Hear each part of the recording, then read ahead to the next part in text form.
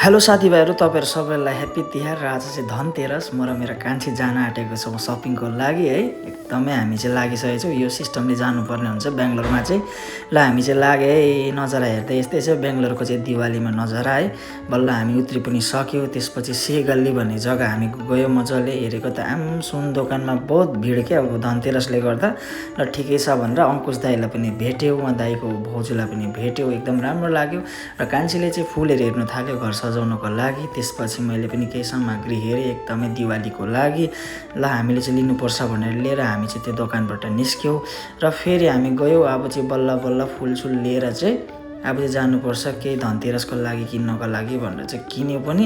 यो चिज चाहिँ अहिले देखाउँछु तपाईँलाई रुममा पुगेर। कान्छीले देखाउँदै थिएँ तर पनि अहिले रुममा हेर्नुपर्छ भनेर फेरि हामी लुगा दोकानमा गयौँ। भाइको लागि लुगा किनिदियौँ टक्क दिवालीमा लाउनको लागि।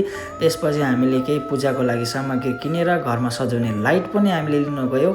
चुज गरी मजाको लाइटहरू लिएर आयो। एकदमै कान्छीले चुज गर्यो, ल तिम्रै चुज भनेर हामीले प्याकिङ सेकिङ गरेर आयो। बाटोमा अरू साथीलाई पनि भेट्यो। त्यसपछि हामीले चाहिँ उहाँ दाइहरूले पनि बेच्नु हुँदो रहेछ उहाँहरूको पनि त हामीले गर्दा खुसियाली हुने हो दिवाली भनेर उहाँकोबाट दियो है। गणेशजी र लक्ष्मी माताको मूर्ति पनि लियो। त्यसपछि हामीले दुई मिलेर लाइटहरू सजावट गरे मजाको है। चटक्क हामीले चाहिँ अब एउटा बेङ्गलोरमा सानो दिवाली मनाउनको लागि लाइट साइट सजावट गऱ्यो। भित्रको दृश्य चाहिँ यस्तै छ लाइटको है। मजाले मिलाएर लागेको छौँ। दैलोमा फुल सजाएर है, यता भित्तामा सबैतिर लाइटहरू लगाएर। अघि भनेको थिएँ नि धनतेरसको सिक्का अहिले देखाउँछु भनेर, यही सिक्का चाहिँ लक्ष्मी माता र गणेशजीको सिक्का लिएको छौँ। त्यसपछि घरको दृश्य यस्तै छ, फुल मजाले सजाएर। अघिको मूर्ति चाहिँ यस्तो मजाको देखिरहेको छ है।